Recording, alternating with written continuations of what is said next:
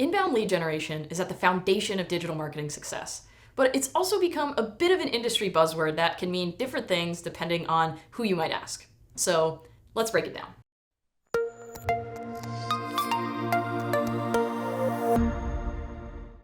A lead in the context of marketing is any individual who has indicated some kind of interest in your brand, product, or service. A lead could be someone who has submitted a form on your website, someone you met at a trade show, or someone who reached out directly to a salesperson. Leads are a standard metric that marketers use to measure the success of their marketing campaigns. How many new leads did this marketing campaign create for the business? The idea is that some of those leads generated will then be interested in a sales conversation, and some of those leads will eventually become customers. So lead generation is simply any method your business is using to bring new leads in. Inbound lead generation is when you use the inbound methodology to execute marketing tactics to generate those new leads. The term inbound was popularized by HubSpot, a marketing, sales, and customer service platform, to describe an approach to doing business that is about building meaningful, lasting relationships with consumers, prospects, and customers. It's about valuing and empowering these people to reach their goals at any stage in their journey with you. The inbound methodology is visualized with a revolving flywheel with 3 sections: attract, engage, and delight. The engage section is where lead generation fits in. Once you've attracted strangers to your brand, in order to continue to engage with them, you must capture some kind of information about them. For digital marketers, inbound lead generation is simply turning website visitors into leads, commonly called a conversion. The steps that it takes to turn a website visitor into a lead is typically called a conversion path. Inbound lead generation is important because the way people buy has fundamentally changed. Gone are the days of someone calling a salesperson without spending time on your website or researching your product or service first. Inbound lead generation focuses on meeting people where they are, offering them valuable information, and capturing their information so you can continue to help them along their buying journey. We won't be diving too deep into purchase lists, but it's a commonly brought up question in digital marketing that is important to address. Purchasing email lists can be a tempting way to generate new leads. Many companies who sell email lists will make dazzling claims about how targeted their lists are based on demographic and other kinds of data. The only problem is these people haven't opted in to receive communications from you. And with the current state of email marketing, the likelihood that someone will respond to an email from a company they've never heard from before is pretty low. In fact, what's more likely is that your emails will get reported as spam, harming your email deliverability. What's more, most reputable email marketing services have explicit rules about not using purchase lists and will penalize you if they suspect you're doing so. And you run the risk of violating various data protection laws that have gone into effect around the world. So, the short and long answer is purchasing list is not a good idea and shouldn't be part of your lead generation strategy. A conversion path is the route a website visitor takes in order to become a captured lead. In order to do effective inbound lead generation, it's important to have a variety of different conversion paths on your website, depending on where someone is in the buying process. There are 4 basic elements of a standard conversion path we'll be focusing on in this course: a call to action or CTA, a landing page, a form, and a thank you page. When the inbound methodology first became popular, this was pretty much the only way to generate inbound leads. However, with advances in digital marketing technology, you now have opportunities to generate leads with other kinds of conversion paths. Newer ways to capture inbound leads include things like live chat and chatbots, social media advertising, and Facebook Messenger, among many others.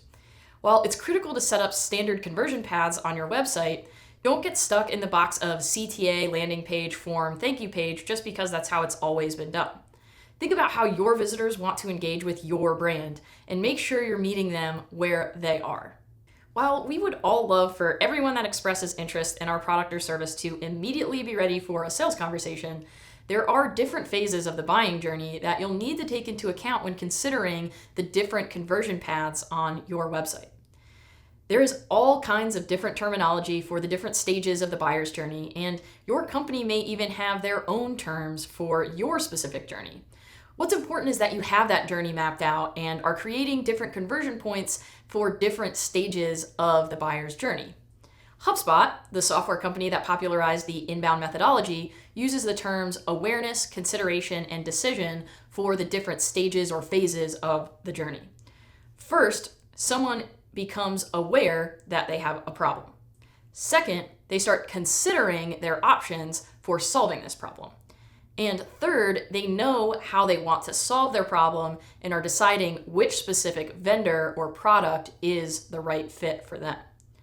When you look at the buyer's journey for your specific product or service from this lens, you can start getting creative with what conversion points make sense for each stage of the journey. Your conversion points might be something like downloadable content, guides, quote or demo requests, or newsletter subscriptions. Whatever would be most valuable to your audience at the specific stage of the journey that they're on. Here's a quick oversimplified example of how this all might play out. You're a company that sells blue light blocking glasses. You know that in the awareness stage of your buying journey, the prospect is becoming aware that blue light from their devices might be causing them headaches. An awareness stage conversion point might be a downloadable infographic on the most common causes of work-induced headaches. You could put a call to action graphic on your blog article titled, "Why am I having headaches at work?" that sends people to a landing page with information about the infographic and a form to fill out to get access to it. You then know that in the consideration stage, the prospect is considering what different options they have for mitigating their screen-induced headaches. A consideration stage conversion point could be an interactive landing page that has users answer questions about the headaches they've been having and gives a general recommendation based on their answers, one of which is getting blue light glasses. Lastly, you know that in the decision stage, the prospect knows they want to buy blue light blocking glasses, but just needs to decide which ones and what brand. A decision stage conversion point could be a call to action button on a page that says, "Talk to an expert about which blue light glasses are right for you." You're on the path to generating leads, but how do you know if those leads are actually good opportunities for your business? That's where lead qualification comes in. If I asked you or your sales team what qualities make someone ready to have a sales conversation with you, you'd likely start rattling off a list of various things you look for in a prospect that would constitute them being a quality lead. This is your lead qualification criteria.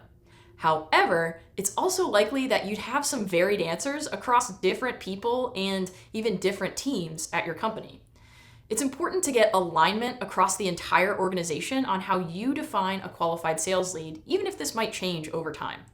This way, you can measure how successful your lead generation is, not just quantitatively with the number of leads marketing is providing to sales, but also the quality of leads.